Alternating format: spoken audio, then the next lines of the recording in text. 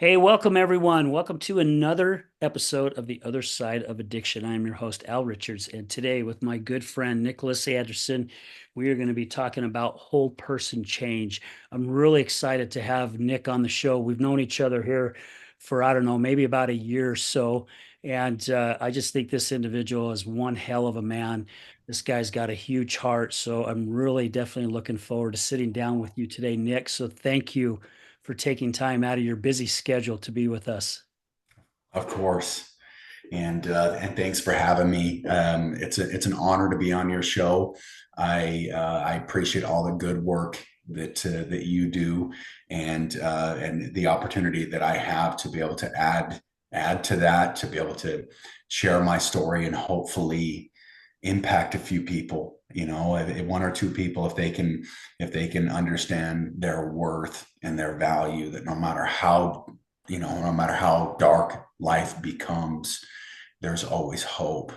And the bigger part of that is our community, the community support that we have, the love that we all share together in our circles, to be able to bring those people out of the darkness and into the light. It's awesome. So Yeah. Isn't it crazy, Nicholas, that we there's that stigma out there, right, in society. However, in the 4 years that I've been doing this show and meeting so many amazing individuals like yourself, at least for me, I don't know how it is for anyone else, but I really have seen a little more of a shift. People are starting to at least get curious about addiction and why it's so hard for people to beat these addictions. So, I mean, I'm hoping I'm not wrong. I'm hoping that I really am seeing this shift that people are starting to care a lot more. And you've said it, right? And you've seen it being involved out there with the community. How many people are really quick to want to lend a hand and be a part of it?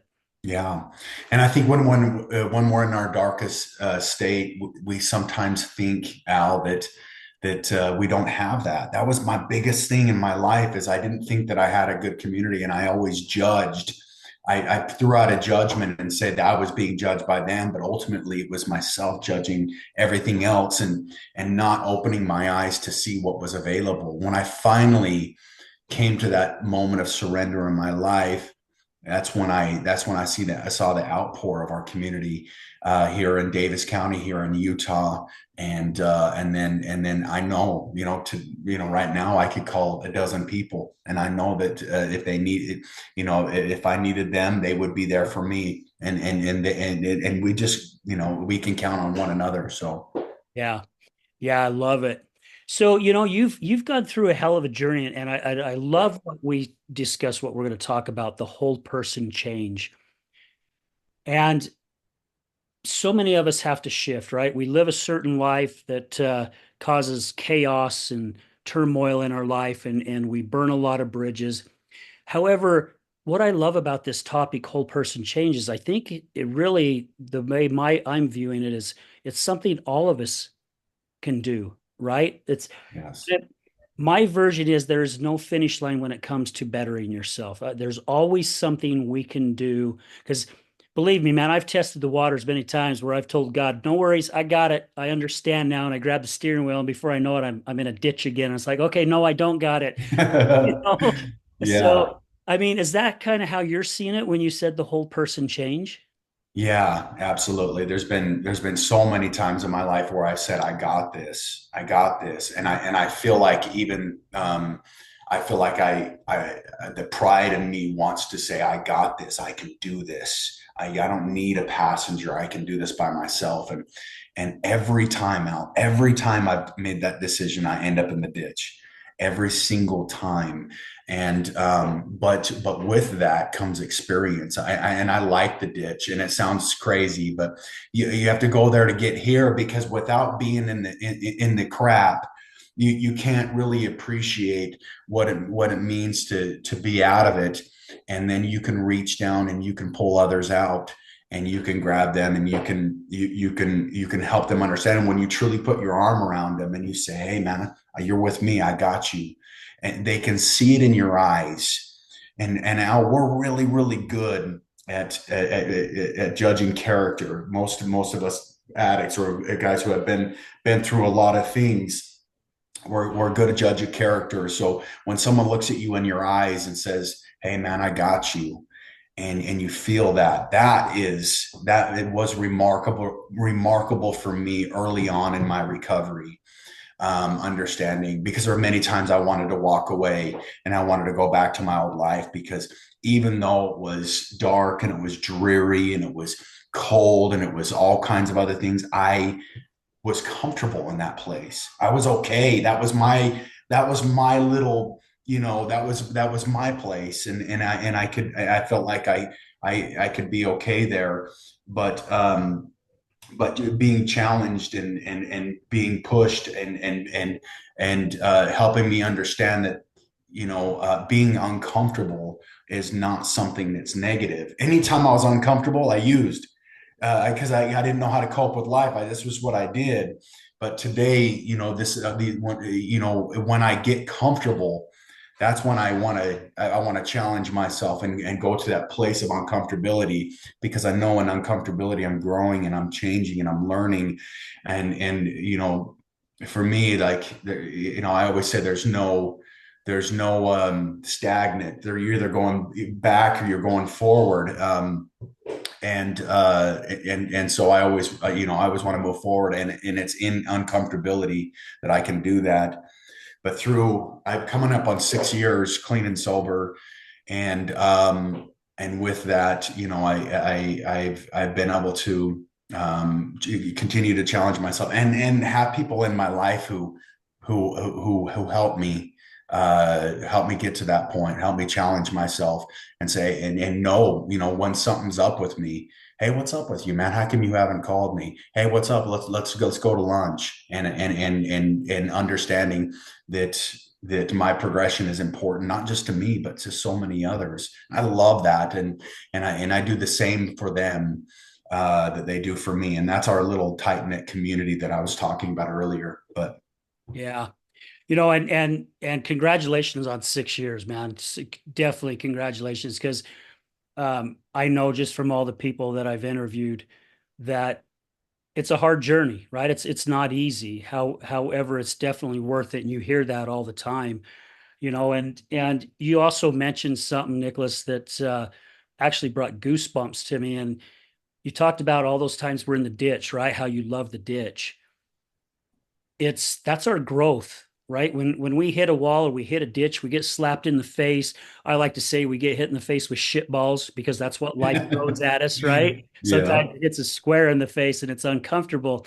However, as we're learning from this and we're growing, it's amazing how our choices become different, right? We choose towards going into a light or a positive way instead of going back to what you said, the uncomfortableness, or the darkness. But really, it is comfortable for us because we've lived it for so long. And I was talking to somebody a couple weeks ago about, there are both men and women, but mostly women who are in bad relationships, whether it's verbal or physical abuse or whatever it may be, and how they end up always going back because it's something that they know. And that Yeah. somebody's treating them with love and respect. They don't know how to deal with that. And and it's crazy how our brain works, how we think, right? And I've done my stuff too, right? My 8 year weekend cocaine and alcohol, to where, man, that was my release every weekend. I didn't care what happened in life. It's just, man, I could not wait for Friday so I could get a hold of my guy and spend Friday and Saturday night snorting cocaine and drinking and just forgetting about life. Yeah. Really, all I was doing was pushing life away from me. And it's crazy that that ditch right there and me losing my job, how that got me out of the ditch and brought me to who I am as an individual 17 years later.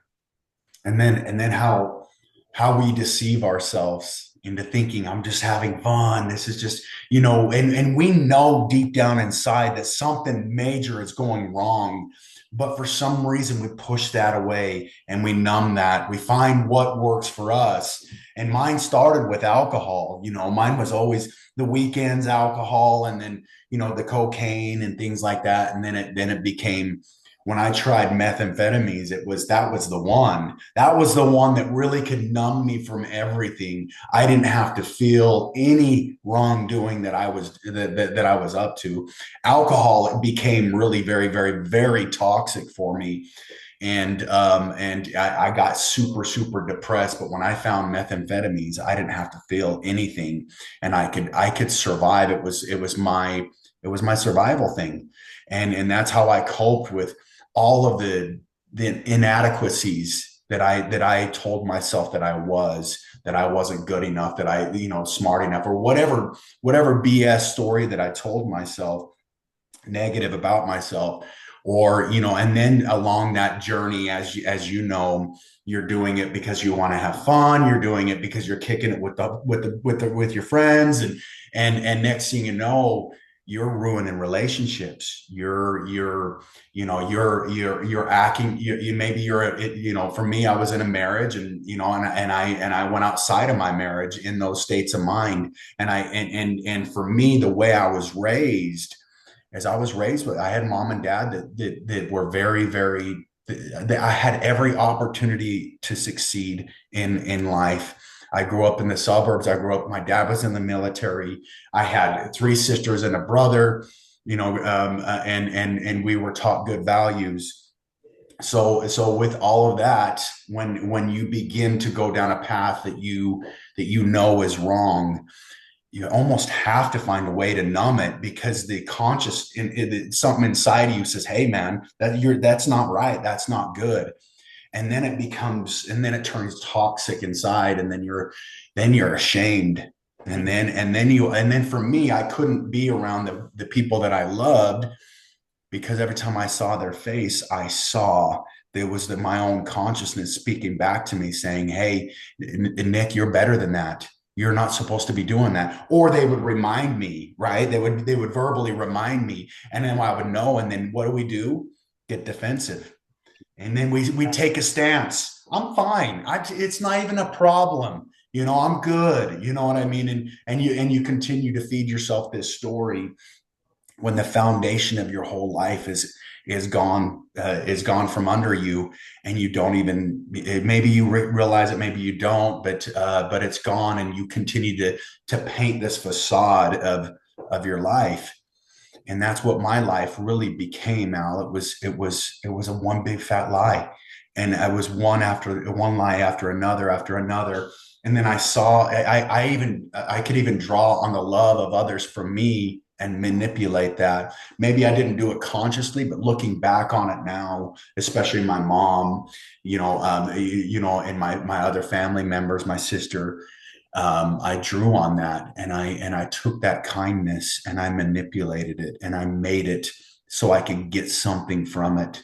And that was a hard one for me to actually admit, and to look at myself in the mirror and say, I did do that, because we want to protect ourselves and say, I'm not that way. I'm not that way. I'm not a liar. I'm not a cheat, and I'm not a thief. But it's so crazy. We tell ourselves that we're not those things, but you find liberation when you can finally look in the mirror and say, I am those things. And that's the only time that you can heal. That's the very beginning of it all. And I'll never forget when Michael Haas came to interview me at Davis County Jail, when I was booked in for the 25th time, and I was desperately trying to find something in my life, and besides prison. He told me about myself. He asked me if I had a kid, if I had children, and I said, yeah, I have a son. And he says, do you love your son? And it was this kind of a loaded question, but he says, do you love your son? I says, oh, of course I do. He says, I would hate to see how you treated him if you didn't like him. He said, you're in jail, you don't have a job, who's taking care of your kid? He says, it doesn't appear that you love him. And I'm like, how dare him Yeah. talk to me this way? That's immediately what I thought. Now I felt, and my eyebrows went down, and I got the scold on my face. But he said, the good news is there's a place for guys like us. And during this interview, when he interviewed me for Red Barn, I knew that I wanted what this guy had. He has what you have right now, what I see in your eye, that light, that something. And I knew I wanted to have that. And when he reached down into the ditch and he told me that, hey, you can have what I have. And then the mantras that we learned, that I learned later on in this program, Red Barn Academy, is I learned, if you want what I have, then do what I do. And and and I was able to, when I laid down at my bunk that night, I said, he's right. I am those things. I am a liar. I'm a cheat. I'm a thief, and I'm not a good father. And it was a very, very sobering moment, because it hit me so hard. And I realized that when I realized that when we try to protect ourselves, we lose touch of reality completely. This thought, the narrative, right, that we build, and it's completely false, a false narrative. And then you realize all those looks that people gave you weren't judgment. They were just looking at you like, come on, man, like, quit feeding me this story. And we take it, quit judging me, right? And they're just looking at you like, I'm not buying this. I'm not doing this with you. When you want to have a reality based type of conversation, let's do it. Right. And that's what we do at Red Barn, and now John Volkin. But is we teach our guys about this whole person change. But it starts, the very beginning of it all starts with the ability to look in the mirror and say, what is going on? What's happening? Who am I? We are not our behaviors, but we can't, we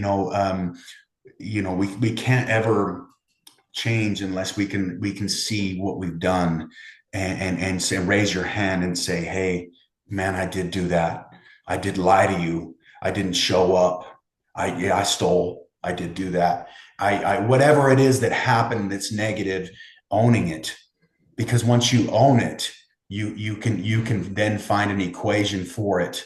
Then there's the solution.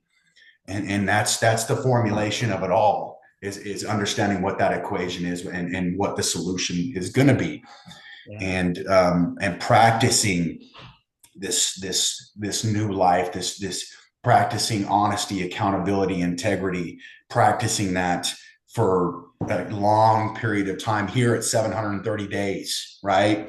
Every day practicing, and having people around you letting you know when you fall short, and then understanding, and then receiving feedback from others.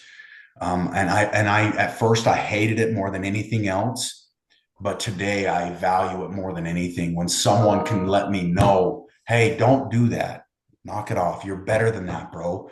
And being able to actually listen to them and not get defensive. I mean, of course, we get a little bit, it stings a little bit, Yeah. but if you Yeah. practice that extreme ownership, you can hear it. And when you grab me and say, Nicholas, stop for a minute, listen to me, come on. And then I get that chance. Gems are found. And once you find the gems there, then you can really realize the value of it all. And then once you start practicing it, you practice it, and then you see it. Not only do you start to change physically, you start to change mentally, emotionally, spiritually, psychologically. All of those aspects begin to change. But I'm sure that we both can agree there is no substitute for time and practice. For me, it was, I would do the 90 days, right? Clean and sober, because I was incarcerated, still practicing all these negative behaviors, and going back out saying, this time's going to be different, but I haven't done anything to change. I didn't put any work in, but practicing here, under this model, the therapeutic community model, is what saved me. Granted, the stepping stones of all the treatment that I did were wonderful. They were great, but it was when I with the each one teach one. The therapeutic community model is what helped me to get where I am today. and I practice a lot of those concepts every single day. But So to pause you just for a second, I'd like to go back a little bit because it's that accountability, right? I had somebody tell me too after I lost my job due to a dirty UA and said that I was known around the plant as a liar and a manipulator. And I did the same thing you did, right? I called bullshit. My ego kicked in and said, there's no way I'm that individual. However, something changes, I think, in both of us at that time. You laid down in a bunk. I remember just kind of running it through my head for a couple days and finally realized, holy crap, they're right. That's exactly who I am. And it's almost like we're floating around in a raft or a canoe, just freaking going nowhere, right? We just go wherever the wind takes us or the waves take us. And then once we have that accountability, all of a sudden it's like we got oars in our hand, right? And yeah, we're starting to go, oh my gosh, I can take a little bit of control now in the direction that I want to go.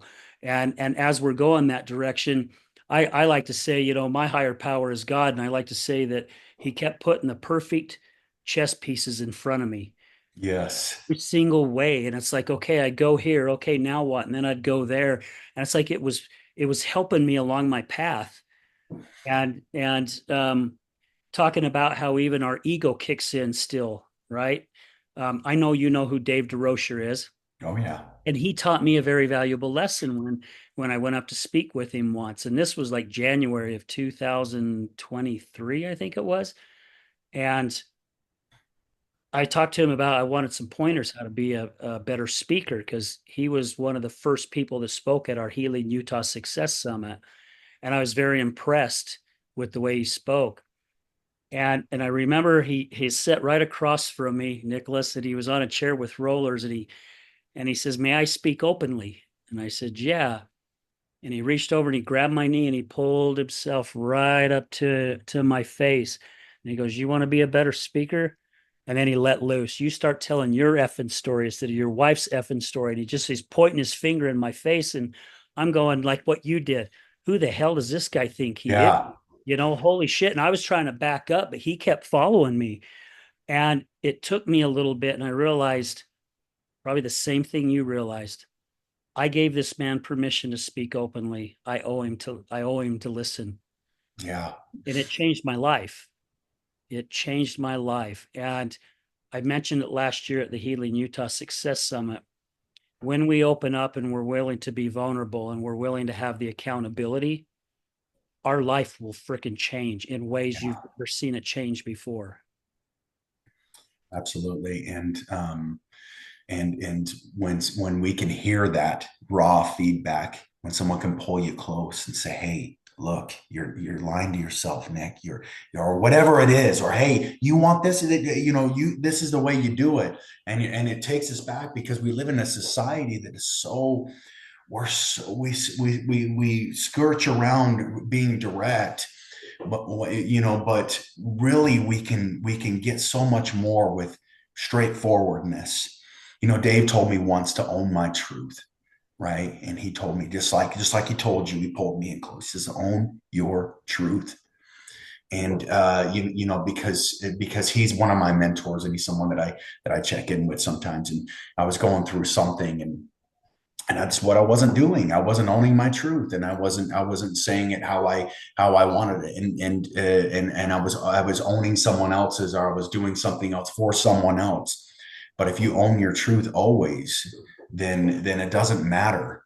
It doesn't matter about if you lose your job over it. It doesn't matter if you lose relationships over it. If you own your truth, like you said, you have the oars, and you are able to navigate through different things. Granted, around that corner you don't know what obstacles are there, but the cool thing about God, and my higher power called God as well, is he gives you a way to Mm. conquer that, even if it's falling out of the boat for a minute.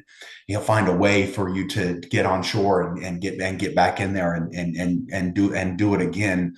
These great lessons in life, for us to learn, and I love that, man. Yeah. And speaking on the lessons, touching base on that, right? my version is now that there's a lesson behind everything, right? And whether it's a blessing that came to your life or not a blessing, where something tragic has happened, you know, it's a way I've had to really look at it. Just recently losing a limb. Matter of fact, 4 weeks today, I lost my right leg below the knee. And I've had my moments. I'm not saying I've been all freaking happy and positive the whole way, right? I've had my moments, and you touched base on it a little bit at the beginning of this podcast about our emotions and how society kind of looks at things. And when we have that truth about ourselves, where we're okay with showing our emotions and allowing our emotions to take its course. I was telling somebody the other day, it's like a storm coming across the valley, right? If you're up on the bench and you see a storm coming across the Salt Lake Valley and you just watch it do its course, and all of a sudden it disappears and the sun's back out again. It's like those are our emotions, right? Whether it's anger, whether it's depression or sadness, allow them to take its course, but then get right back into that damn boat, as you mentioned, Yeah. and start rowing again. Because my buddy Cap Summerhays and I, we used to work together, and we'd get in some really serious conversations, spiritual conversations, and he's in long-term recovery as well. And we were talking about the message in the mirror. When something's happened, you go look in the mirror and you just look at yourself and go, okay, what's the message behind this? Sometimes you get it quickly. Other times you may not get it for months. Other times you may get it a week or two later. But there's always a message and there's always a lesson. And when we can use life that way, I again, I think it helps us tap into our spiritual side of stuff, where we get closer with our spiritual side, because I really do believe that's what's leading us a lot of times. I call it my Holy Spirit or my angels, how they're always with me, they're always talking to me, they're always directing me.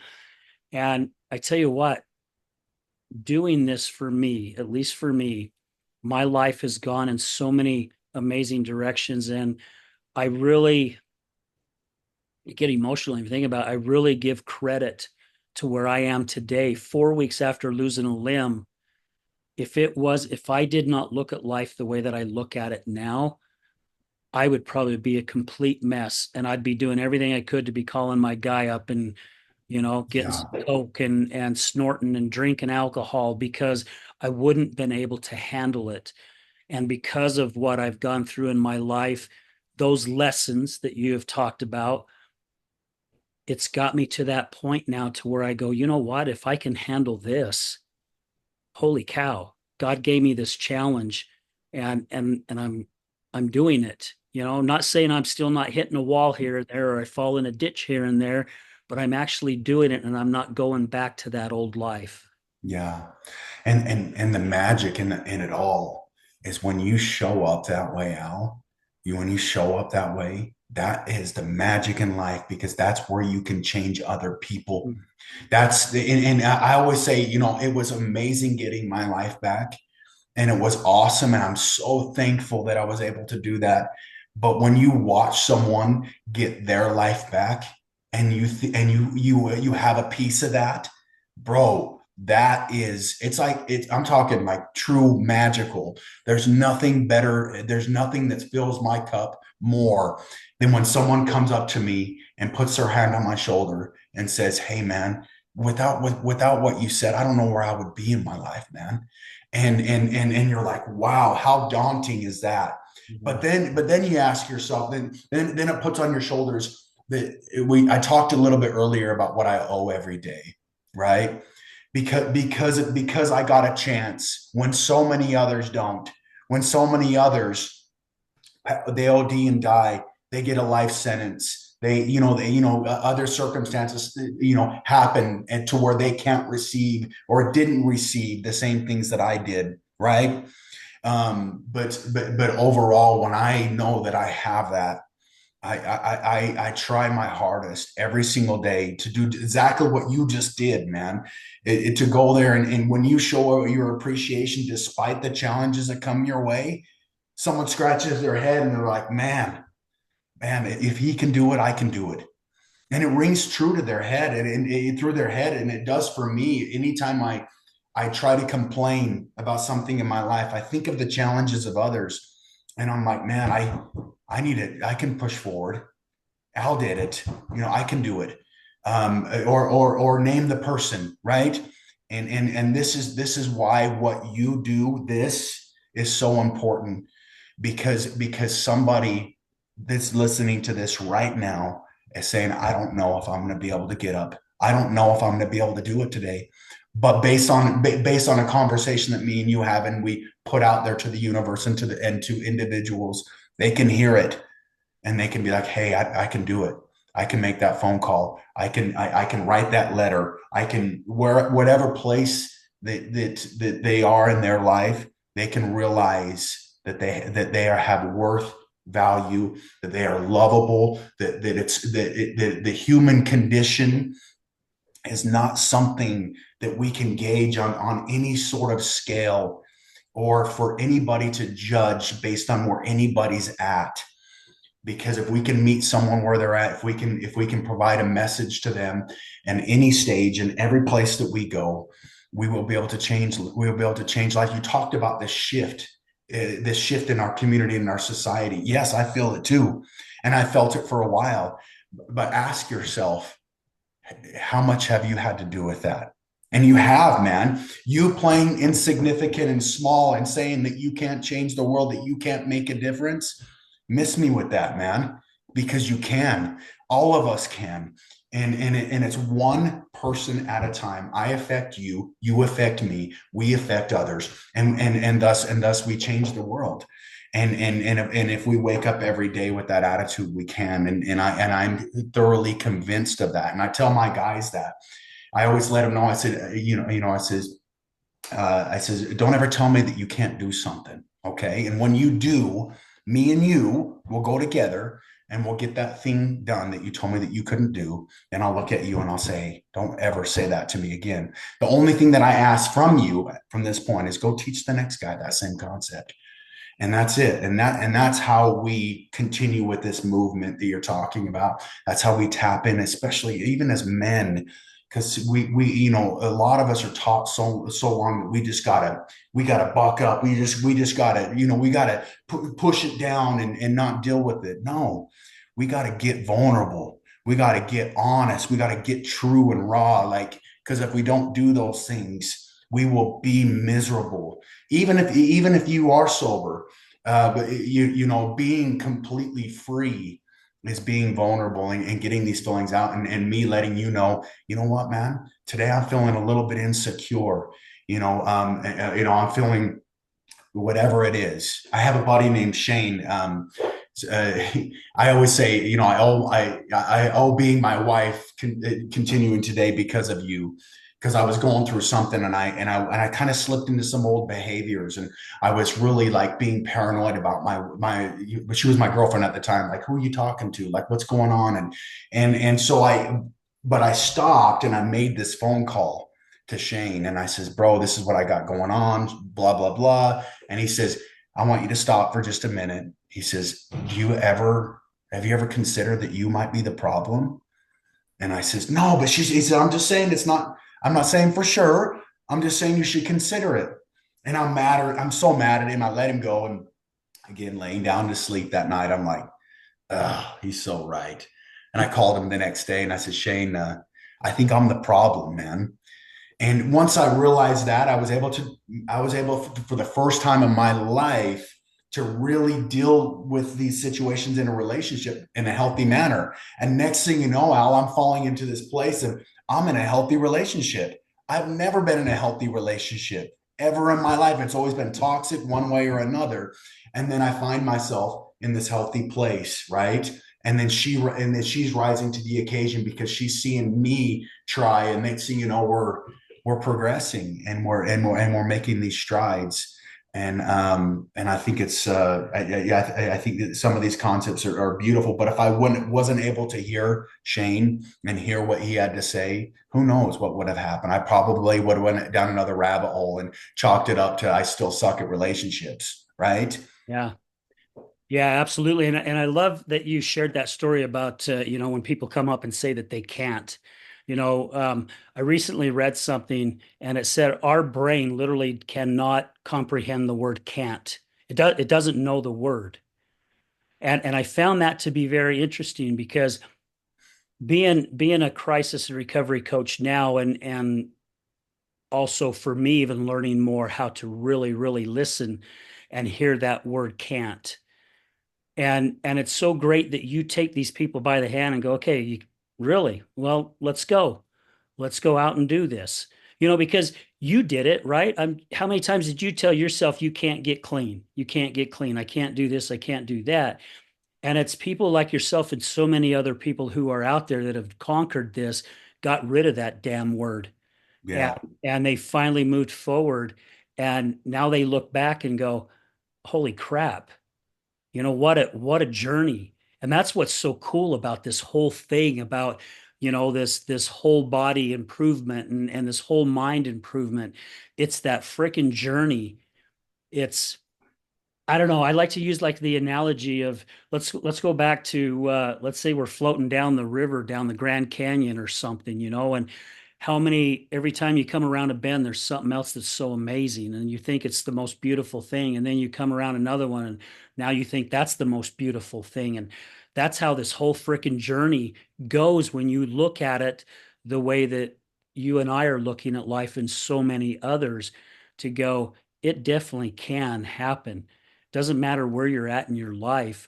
And yes, it takes help, right? We can't do it alone. There's no way in hell we could do it alone because we've tried it alone and we failed every single freaking time. Yeah. And to be able to have that strength, whether it's somebody else that's there with us, the help of our higher power, you know, man, it is definitely, definitely possible. And it's nice to have that guide to lead us around each one of those corners, especially when we don't know what to expect. Yeah. And then understanding how pure that is when you look above and you look in front of you and you're like, come on, little brother, let's go. And we have so many of those in our life, and I have so many Michael Hawes's in my life, and Dave DeRochers, and Ben, all these people that have these effect that are my big brothers. I always call my big brothers, even if they're older than me or younger than me. But it's great to have that, and it's also great for someone to look at you and say, hey, go give that to someone else. You taught me something today. That lesson right there, that's it. And those swift reminders, we because we can we can correct each other. We can give each other raw feedback. But when we fall into this place, I call it this place of it's this place of whatever it is. But and then someone says, that's it. See where you're at? Boom. This is it. This is the place. And then you realize it's like this awareness, like, wow. And it takes no effort to get there. Because in life, I think especially as men, we're problem solvers, right?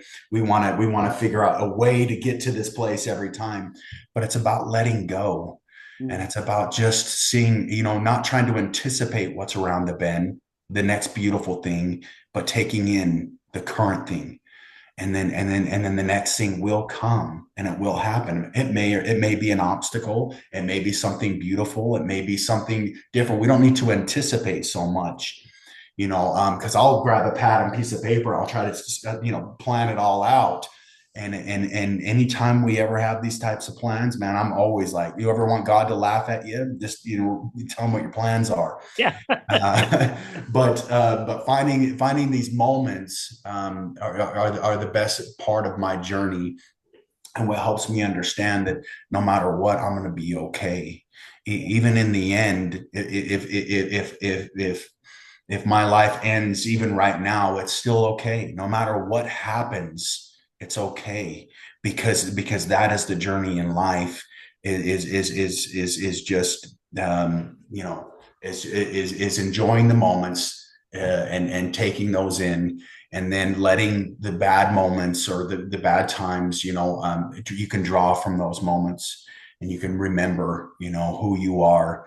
I always tell guys, I interview guys at jails all the time, and I always remind them of their worth and value. I always talk about that, not in a soft way, but like, because a lot of times people want to say, well, I can't do this. And I said, miss me with that. You can, man. You can and you will.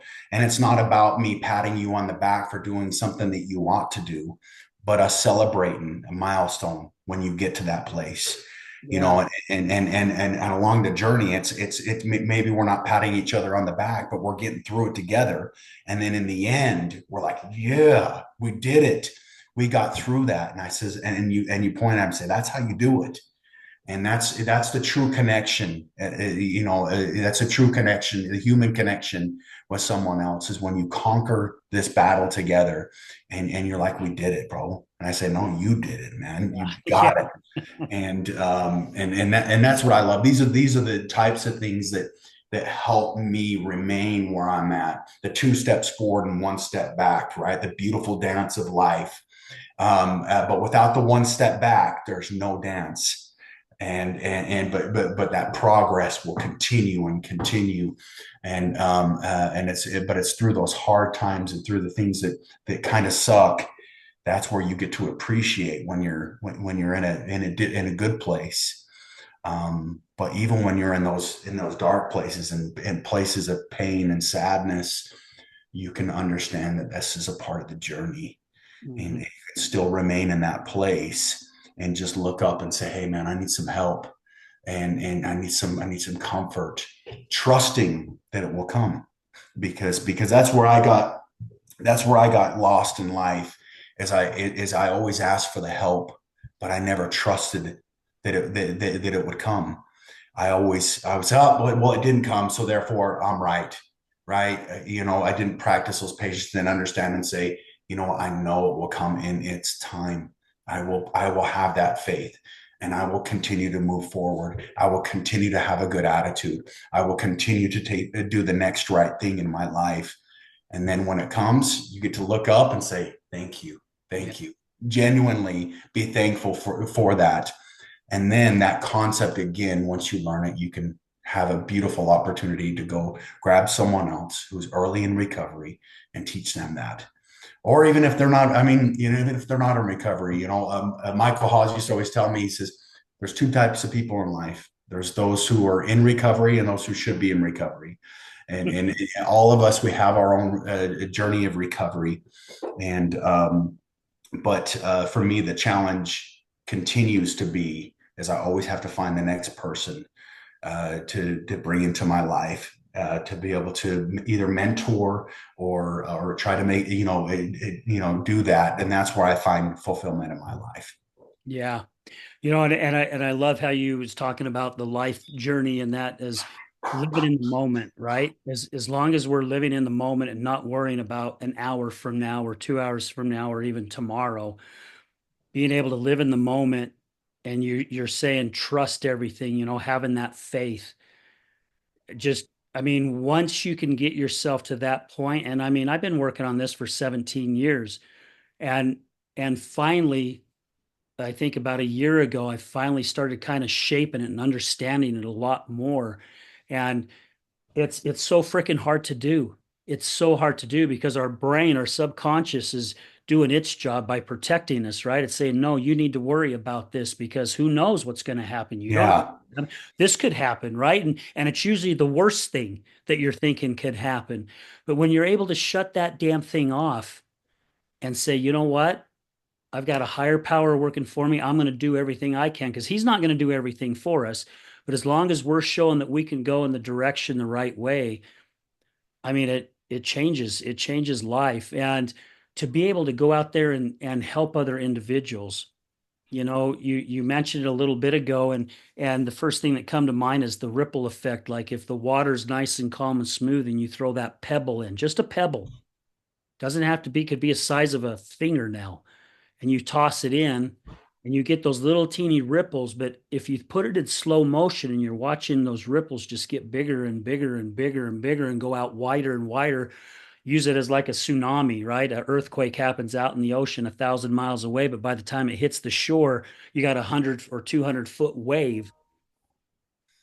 People who are working in the recovery community, like yourself and so many others, they're the tsunami.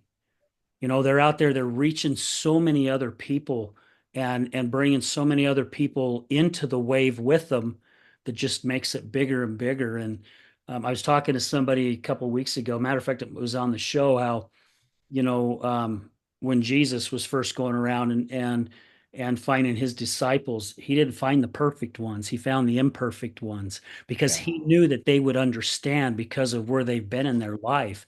And for me, I truly look at that for people who are in recovery. I look at that, those are the disciples.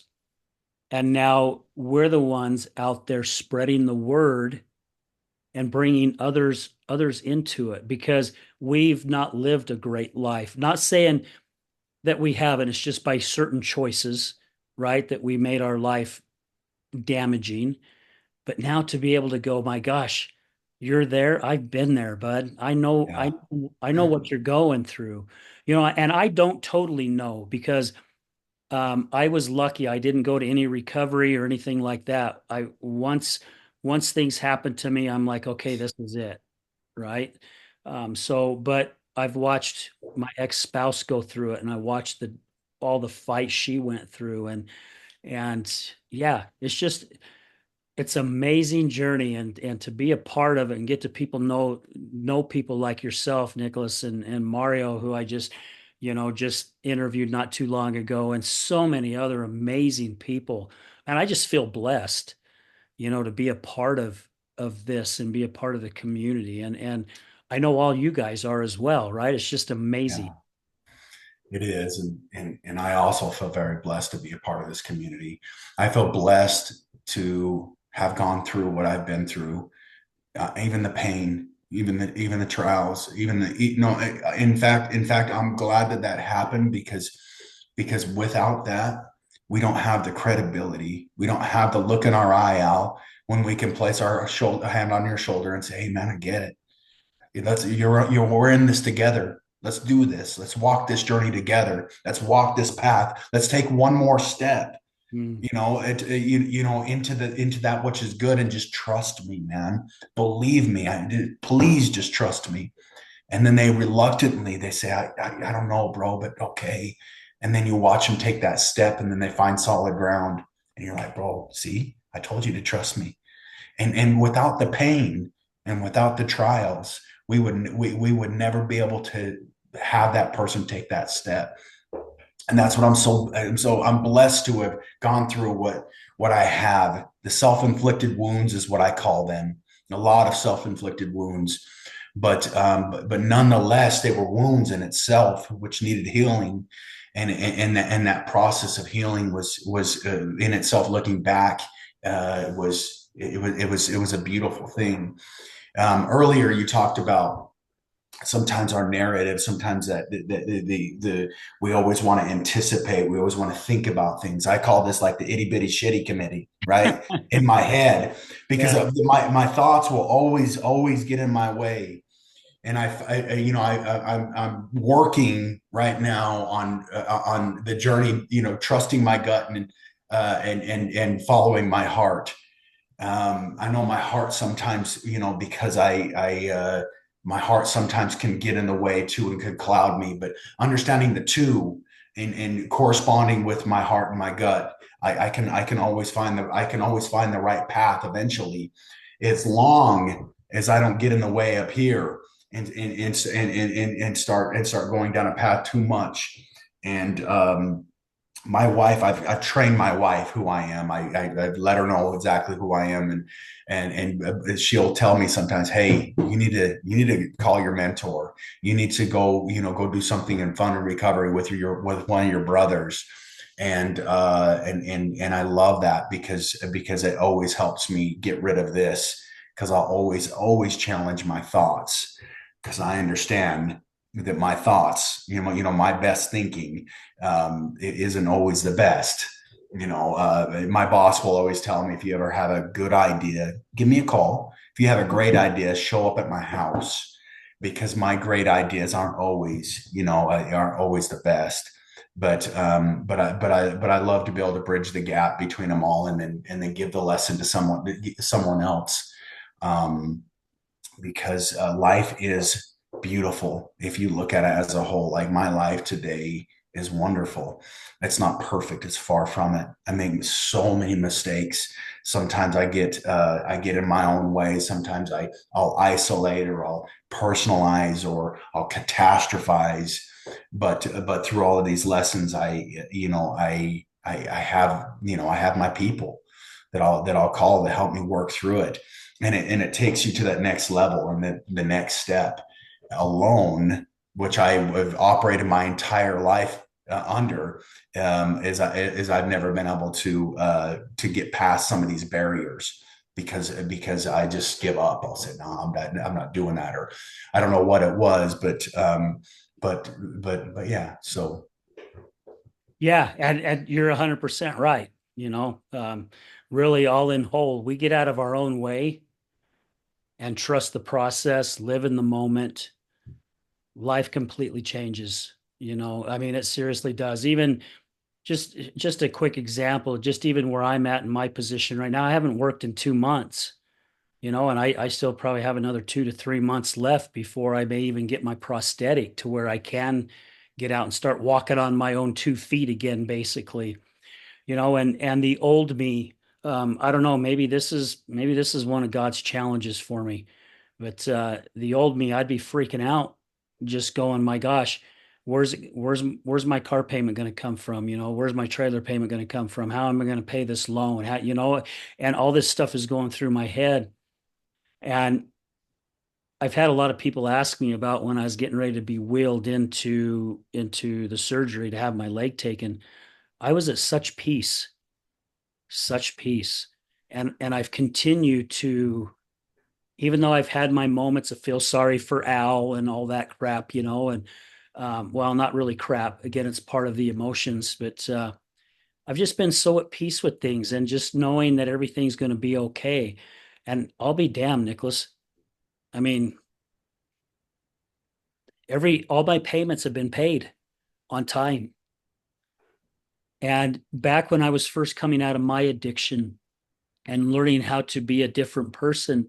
I look back now, and back then, I wasn't even close to God. It took me a long time to hit my knees again and talk to God, just go, what the hell am I going to do now?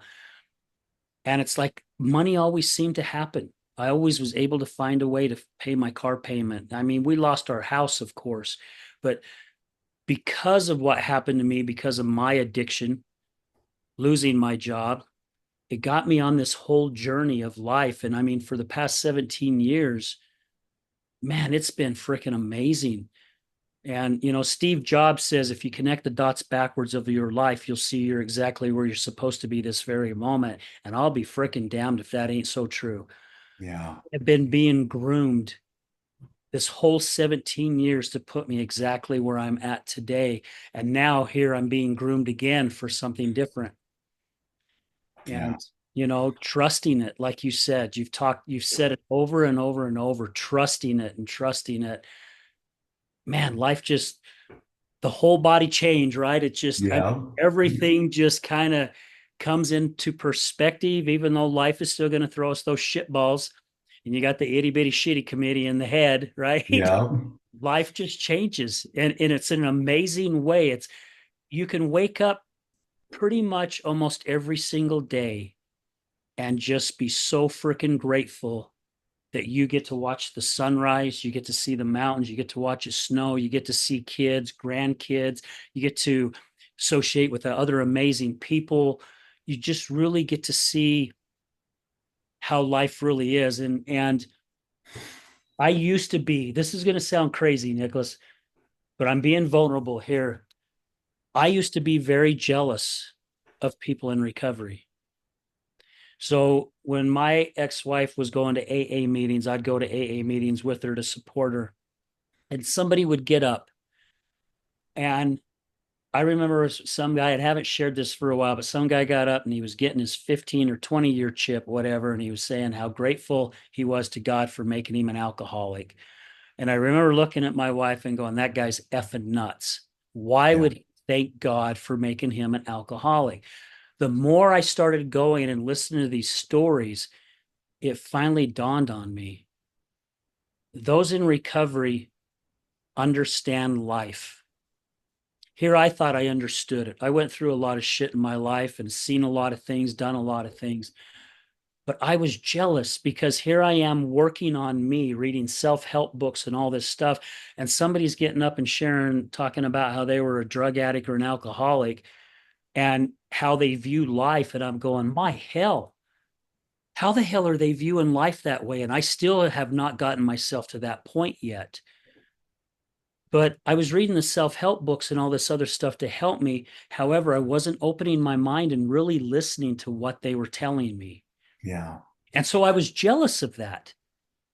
And it finally, just one day, finally clicked. I don't know when, I don't know how, but one day it finally clicked.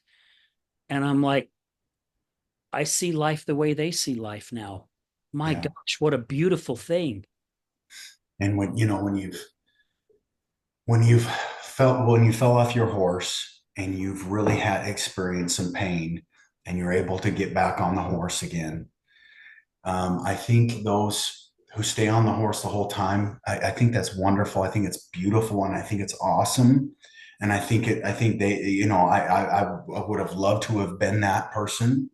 But those who have fallen off the horse have really fallen off and really been trampled under, really had to climb and claw their way back up.